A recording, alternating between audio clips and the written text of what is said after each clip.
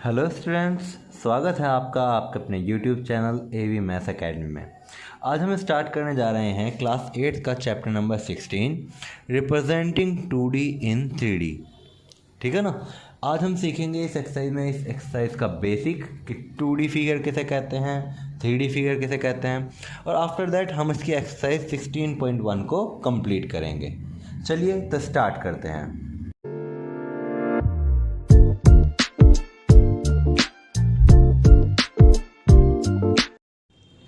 First of all हम जानते हैं डी के बारे में। आपने सुना होगा कि भाई 2D, 3D, 4D इस तरह की चीज़ें सुनी होंगी आपने। तो फिर ये डी क्या होता है? ये डी हमारा रिप्रेजेंट करता है डायमेंशंस को। किसको? डायमेंशंस को। ठीक है जी। अब हम कैसे आइडेंटिफाई करें कि भाई कोई फिगर 2D है, कोई फिगर 3D है, कैसे आइडेंटिफाई करें? तो सिंपल सी एक चीज़ देखना आप, ऐसी एक फिगर जिसमें सिर्फ और सिर्फ लेंथ हो उसका हम बोलेंगे 1D फिगर। ठीक है। एक ऐसी फिगर जिसमें आपके पास लेंथ भी हो और ब्रेथ भी हो, यानी कि वो कुछ चौड़ी भी हो और कुछ लंबी भी हो, तो ऐसी फिगर को आप क्या कहेंगे? 2D figure. जैसे कि आपने बना लिया एक रेक्टेंगल, इसमें आपके पास लेंथ भी है यानी कि ये कुछ लंबा भी है, ठीक, ब्रेथ भी है, ये चौड़ा भी है, तो ऐसी फिगर क्या होगी? आपकी 2D फिगर। ठीक। इसके बहुत सारे एग्जांपल्स हैं, जैसे कि अगर आप एक ट्रायंगल बनाओगे तो वो भी आपके 2D फिगर कहलाएगी। अब आप कहोगे सर जी इसमें लेंथ और ब्रेथ का क्या हुआ है? देखो, अगर मैं इस फिगर को देखूं तो इसके पास कुछ ना कुछ लेंथ है और कुछ ना कुछ इसकी ब्रेथ भी है, यानी कि चौड़ाई भी है इसकी, है ना। तो ऐसी फिगर्स को हम क्या कहते हैं? 2D figures. हम और भी एग्जांपल ले सकते हैं 2D फिगर का, जैसे कि आपका एक पेंटागन जो होता है वो भी आपका क्या होता है? एक 2D फिगर ही है। ठीक है ना। अब हम जानते हैं 3D फिगर्स के बारे में। 3D फिगर्स वे होती हैं बेटा जिसमें आपकी 3 डायमेंशंस होती हैं, यानी कि लेंथ भी होगी उसकी, ब्रेथ भी होगी और हाइट भी होगी। ठीक है ना। ऐसी फिगर को नॉर्मली हम बना लेते हैं, बट ये बनानी थोड़ी सी कॉम्प्लिकेटेड होती है। अब जैसे कि आप देख पा रहे हैं कि मैंने आपके सामने बनाया है एक क्यूबॉइड। ठीक है ना। ये जो फिगर है ये किस चीज़ की है? क्यूबॉइड की। और ये कैसी फिगर है? एक 3D फिगर। हमें कैसा पता चला भाई ये 3D फिगर है? क्योंकि आप देख पा रहे हैं इस फिगर में लेंथ है, इस फिगर में ब्रेथ है और इस फिगर की हाइट भी है। ठीक है ना। तो जिसमें आपकी कुछ ना कुछ लंबाई होगी, कुछ चौड़ाई होगी और कुछ ऊंचाई होगी, लेंथ, ब्रेथ एंड हाइट, तो उस फिगर को हम क्या कहेंगे? 3D figure. ठीक है ना। अब आप अपने माइंड में इमेजिन करिए एक सर्कल को और एक स्फेयर को। स्फेयर किसे कहते हैं? जैसे कि आपकी फुटबॉल हो गई। ठीक है जी। अब फुटबॉल आपको कुछ चौड़ाई भी मिलेगी उसकी, कुछ लंबाई भी मिलेगी, कुछ ऊंचाई भी मिलेगी, तो यानी कि जो फुटबॉल है वो आपकी एक 3D फिगर है। लेकिन अगर आप एक चूड़ी ले लें या फिर अपने हाथ में पहनने वाला कड़ा ले लें तो आपको दिखाई देगा कि वहाँ पर सिर्फ लेंथ और ब्रेथ है लेकिन हाइट नहीं है। तो ऐसी फिगर्स को हम क्या कहेंगे? 2D figure. और जिसमें हमारी लेंथ, ब्रेथ, हाइट तीनों चीज़ होगी वो आपकी क्या कहलाएगी? 3D figure. ठीक है ना। अब हम जानते हैं 3D फिगर्स में 3 चीज़ें, और वे 3 चीज़ें हैं क्या क्या? सबसे पहला फेस, सेकंड एजेस और थर्ड वर्टेक्स। ठीक है। अब मैं फिगर के थ्रू आपको देखो समझा रहा हूँ। देखो, आपने ये एक बॉक्स ले लिया, ठीक है। इस बॉक्स की शेप क्या है? क्यूबॉइड है कि नहीं, जिसमें कि ये आपकी क्या है? लेंथ, ये आपकी क्या है? ब्रेथ, और ये जो है ये आपकी क्या है? हाइट है कि नहीं। ये लेंथ, ये वाली ब्रेथ और ये वाली हाइट। ठीक है ना। अब ये हमने कंफर्म कर लिया कि ये 3D फिगर है। अगर ये 3D फिगर है तो ऊपर का ये एक सरफेस आपको दिखाई दे रहा है, इसको हम बोलेंगे फेस। एक आपको ये साइड में दिखाई दे रहा है, ये क्या है आपका फेस। एक इधर की साइड में दिखाई दे रहा है, ये भी क्या है आपका फेस।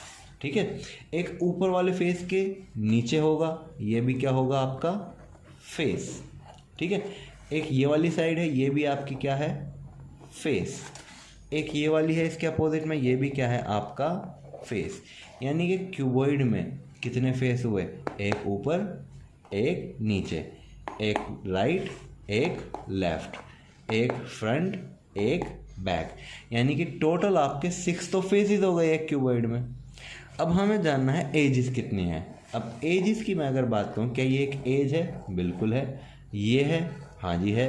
ये है। ये वाली साइड है, यानी कि 1 2 3 4 ऊपर हो गई, और जस्ट इसके नीचे भी कितनी होगी 1 2 3 4, 4 + 4 8।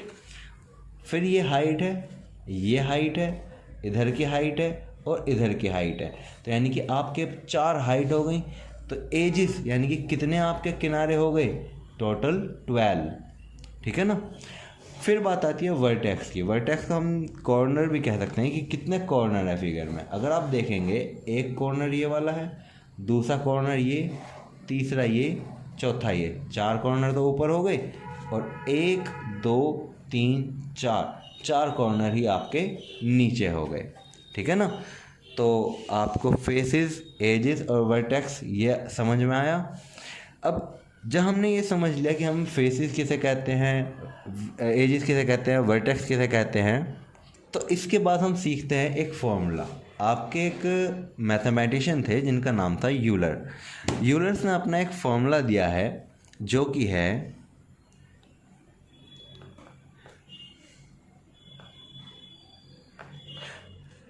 F + V - E = 2। यानी कि अगर आप कोई भी पॉलीगन लेते हो, पॉलीगन का मतलब जिसमें काफ़ी सारी साइड होती हैं, तो उसके फेसेस और वर्टिक्सेस का सम करने के बाद अगर आप उसमें सब्ट्रैक्ट कर दोगे एजेस, तो वो हमेशा 2 के इक्वल आएगा। तो ये है आपका यूलर्स फार्मूला, जो कि आपका यूज़ होने वाला है अब आगे एक्सरसाइज में। ठीक है ना। तो इस इंट्रोडक्शन में हमने सीखा 1D फिगर जिसमें सिर्फ लेंथ हो, 2D फिगर जिसमें लेंथ भी हो ब्रेथ भी हो, 3D फिगर जिसमें लेंथ ब्रेथ और हाइट तीनों चीज़ हो। ठीक है। जो 3D फिगर्स होंगी उनके पास फेसेस होंगे, एजेस होगी, वर्टेक्सेस होंगी। फेसेस का मतलब वे फ्लैट सरफेस, एजेस का मतलब इनके ये किनारे, और वर्टिक्सेस का मतलब इनके कॉर्नर्स। ठीक है। फिर हमने देखा यूलर का फॉर्मूला जो कि था फेसेस + वर्टिक्सेस - एजेस = 2। ये हमेशा 2 ही रहता है। चलिए चलते हैं क्वेश्चन नंबर 1 की तरफ। क्वेश्चन नंबर 1 में आपसे पूछा गया है, define Euler's relation between the number of faces, number of edges and number of vertices. ठीक है। आपके यूलर का जो रिलेशनशिप है फेसेस, एजेस और वर्टिसेस के बीच में, तो वो आपको बताना है कि वो क्या होता है। ठीक है। अभी हमने पढ़ा था क्या, F + V - E = होता है किसके, 2 के। ठीक है ना। तो ये है आपका यूलर का रिलेशनशिप। ठीक। चलते हैं क्वेश्चन नंबर 2 की तरफ। क्वेश्चन नंबर 2 में आपसे पूछा गया है, how many faces and edges are there in a cuboid. एक क्यूबॉइड में कितने फेसेस होते हैं और कितने एजेस होते हैं। ठीक है ना।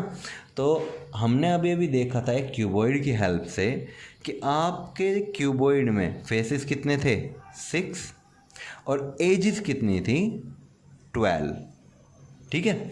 चलते हैं पार्ट नंबर 2 की तरफ। एक टेट्राहेड्रॉन में नंबर ऑफ़ फेसेस कितने होते हैं और नंबर ऑफ़ एजेस कितनी होती हैं। तो टेट्राहेड्रॉन में हमारे नंबर ऑफ़ फेसेस होते हैं 4 और नंबर ऑफ़ एजेस कितनी होती हैं, 6। ठीक है। इस तरह से पार्ट नंबर 3 में पूछा गया है कि ट्रायंगुलर प्रिज्म में नंबर ऑफ़ फेसेस कितने होते हैं और नंबर ऑफ़ एजेस कितने होते हैं। तो जो हमारा ट्रायंगुलर प्रिज्म होता है उसमें नंबर ऑफ़ फेसेस होते हैं 5 और नंबर ऑफ़ एजेस होते हैं टोटल 9। ठीक। फिर बात आती है पार्ट नंबर 4 की कि एक स्क्वायर पिरामिड है। स्क्वायर पिरामिड में नंबर ऑफ फेसेस कितने होते हैं और नंबर ऑफ एजेस कितने होते हैं। तो स्क्वायर पिरामिड में नंबर ऑफ फेसेस तो होते हैं आपके 5 और नंबर ऑफ एजेस होते हैं आपके 8। ठीक है ना। चलते हैं क्वेश्चन नंबर 3 की तरफ। How many vertices are there in a cuboid. एक क्यूबॉइड में नंबर ऑफ वर्टिसेस कितनी होती हैं। तो क्यूबॉइड में नंबर ऑफ वर्टिसेस जो होती हैं वो होती हैं 8। फिर सेकंड पार्ट में आपसे पूछा गया है कि टेट्राहेड्रॉन में नंबर ऑफ वर्टिसेस कितनी होती हैं। तो टेट्राहेड्रॉन में नंबर ऑफ वर्टिसेस होती हैं आपकी 4। ठीक है। अगेन आपसे पूछा गया है थर्ड पार्ट में स्क्वायर पिरामिड में नंबर ऑफ वर्टिसेस कितनी होती हैं। तो स्क्वायर पिरामिड में नंबर ऑफ वर्टिसेस होती हैं 5। ठीक है ना। चलते हैं क्वेश्चन नंबर 4 की तरफ। Give 2 examples of regular polyhedron और इर्रेगुलर पॉलीहेड्रॉन। रेगुलर पॉलीहेड्रॉन के आपको 2 एग्जांपल देने हैं और 2 ही एग्जांपल आपको इर्रेगुलर पॉलीहेड्रॉन के देने हैं। तो हमने फर्स्ट एग्जांपल लिया रेगुलर पॉलीहेड्रॉन का, टेट्राहेड्रॉन, TETRAHEDRON। जो टेट्राहेड्रॉन होता है वो आपका एक एग्जांपल है किसका, रेगुलर पॉलीगन का। ठीक है ना, जो पॉलीहेड्रॉन होता है रेगुलर पॉलीहेड्रॉन उसका।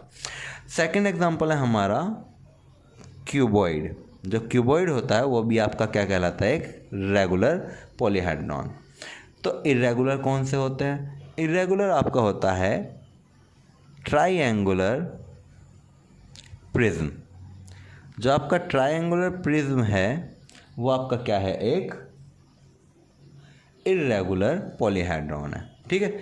आप चाहे एक स्क्वायर पिरामिड ले लीजिए, सॉरी स्क्वायर प्रिज्म, तो स्क्वायर प्रिज्म भी आपका क्या होता है, एक इर्रेगुलर पॉलीहेड्रॉन। ठीक है। अब क्वेश्चन नंबर 5 पे चलते हैं। तो क्वेश्चन नंबर 5 में आपसे पूछा गया है verify Euler formula for cube and prism. ठीक है। क्यूब के लिए और प्रिज्म के लिए आपका जो यूलर फॉर्मूला है वो आपको वेरीफाई करना है। अब मैंने आपसे पूछा कि फेसेस कितने होते हैं क्यूब में, तो आप जवाब देंगे 6। मैंने आपसे पूछा एजेस कितनी होती हैं, तो आप कहेंगे सर जी 12। वर्टिसेस कितनी होती हैं क्यूब में, 8। तो हमारा यूलर का फॉर्मूला क्या है, हमारा यूलर का फॉर्मूला है F + V - E किसके इक्वल टू आना चाहिए, 2 के। तो हमने फेसेस की जगह रखा 6 प्लस एजेस की जगह रखा 12 माइनस वर्टिसेस की जगह क्या रखा 8। सॉरी यहाँ पे वर्टिसेस आएंगे 8 और एजेस आएंगी 12 इक्वल टू 2। 6 + 8 कितने होते हैं, 14। 14 में से आपने सब्ट्रैक्ट करा 12। 14 - 12 क्या आता है, 2। तो क्या LHS आपका इक्वल टू आया RHS के, बिल्कुल। अगर LHS RHS इक्वल है तो यानी कि आपने यहाँ पर यूलर का फॉर्मूला वेरीफाई कर दिया है। ठीक है ना। चलते हैं पार्ट नंबर 2 की तरफ। प्रिज्म के लिए आपको वेरीफाई करना है यूलर का फॉर्मूला। ठीक। अब प्रिज्म में हमारे फेसेस कितने होते हैं, 5। एजेस कितनी होती है, 9। वर्टिसेस कितनी होती हैं, 6। ठीक है। तो यहाँ पे हमें वेरीफाई करना है कि क्या F + V - E equal to है 2 के। चलो देखते हैं। Faces 5 plus vertices 6 minus edges 9 equal to 2। 5 + 6 11 - 9 equal to 2। 11 में से 9 गए, 2 बचे, 2 इक्वल टू 2। क्या हमारा LHS इक्वल टू है RHS के, बिल्कुल है। तो इसका मतलब प्रिज्म के लिए भी हमने यूलर्स फॉर्मूले को वेरीफाई कर दिया है। चलते हैं क्वेश्चन नंबर 5 के पार्ट नंबर 3 की तरफ। क्वेश्चन नंबर 5 में आपसे पूछा गया है कि पिरामिड के लिए आप वेरीफाई करें यूलर्स फॉर्मूला। अब हमें पता है कि पिरामिड जो होता है उसमें फेसेस कितने होते हैं, 5। एजेस कितनी होती हैं, 8। और वर्टिसेस कितनी होती हैं, 5। तो हमें वेरीफाई करना है कि क्या F + V - E equal to है 2 के। चलिए देखते हैं। फेसेस 5 प्लस वर्टिसेस भी 5 माइनस एजेस 8 इक्वल टू 2। 5 + 5 कितने होते हैं, 10 - 8 इक्वल टू 2, यानी कि 2 इक्वल टू 2। क्या आपका LHS इज इक्वल टू है RHS के, बिल्कुल है, यहाँ पे 2 इज इक्वल टू 2 आ रहा है, तो यानी कि यहाँ पर आपका यूलर्स का फॉर्मूला वेरीफाई होता है। ठीक है, चलते हैं क्वेश्चन नंबर 6 के पार्ट नंबर फर्स्ट की तरफ। क्वेश्चन नंबर 6 के पार्ट नंबर फर्स्ट में आपसे पूछा गया है, can a polyhedron have 11 faces, 12 vertices and 13 edges? क्या ये पॉसिबल है ऐसा एक पॉलीहेड्रॉन बनाना? अगर इसने यूलर्स फॉर्मूला फॉलो करा तो बिल्कुल होगा, अदरवाइज नहीं होगा। तो हमने F plus V minus E निकालना है। अगर ये 2 के बराबर आया तो यानी कि ये पॉसिबल है, अदरवाइज नहीं है। फेसेस हमने रखे 11 प्लस वर्टिसेस हमने रखे 12 माइनस एजेस कितने रखे 13। 11 प्लस 12 कितने होते हैं 23 माइनस 13। 23 में 13 गए, कितने बचे 10, है ना, जबकि बचना क्या चाहिए था 2। तो आप क्या लिखेंगे, so this polyhedron is not possible to make। Language आप अपने हिसाब से बना सकते हैं, बट मेन मोटिव हमारा क्या है कि उसको बताना कि ये जो पॉलीहेड्रॉन है ये बनाना पॉसिबल ही नहीं है। ठीक है ना, चलते हैं पार्ट नंबर 6 के क्वेश्चन के सेकंड पार्ट पे। ठीक है ना, 9 फेसेस हैं, 11 वर्टिसेस हैं, 21 एजेस हैं। क्या ऐसा पॉलीहेड्रॉन बनाना पॉसिबल है? चलिए देखते हैं। अगर F plus V minus E is equal to 2 के आता है तो यानी कि पॉसिबल होगा, अदरवाइज पॉसिबल नहीं होगा। फेसेस कितने 9 प्लस वर्टिसेस कितनी 11 माइनस एजेस कितनी 21। 9 प्लस 11 कितने होते हैं भाई 20। 20 में से हमें क्या सब्ट्रैक्ट करना पड़ रहा है 21। कितना आया -1, यहाँ पर -1 आया, 2 तो आया नहीं, तो यानी कि this polyhedron is not possible to make। ये पॉलीहेड्रॉन आप नहीं बना सकते हैं। ठीक है जी, चलते हैं क्वेश्चन नंबर 7 की तरफ। क्वेश्चन नंबर 7 में आपसे पूछा गया है कि if a polyhedron has 7 faces and 8 vertices find the number of edges. आपको नंबर ऑफ एजेस बताने हैं। अब आपको यूलर्स का फॉर्मूला पता है। क्या पता है आपको यूलर्स का formula? F plus V minus E is equal to होता है किसके 2 के। F यानी कि फेसेस कितने हमारे पास 7, V वर्टिसेस कितनी है 8 minus E is equal to 2। 7 plus 8 कितने होते हैं 15। 2 इधर से इधर आया माइनस का हो गया, और E इधर से इधर गया तो कैसा हो गया प्लस का। ठीक है ना, यानी कि जब लेफ्ट हैंड साइड से E को हम राइट हैंड साइड में लेकर जाएंगे तो जो नेगेटिव साइन है वो कैसा हो जाएगा पॉजिटिव। ठीक है, तो 15 में से 2 जाने पे हमें कितना मिलता है 13।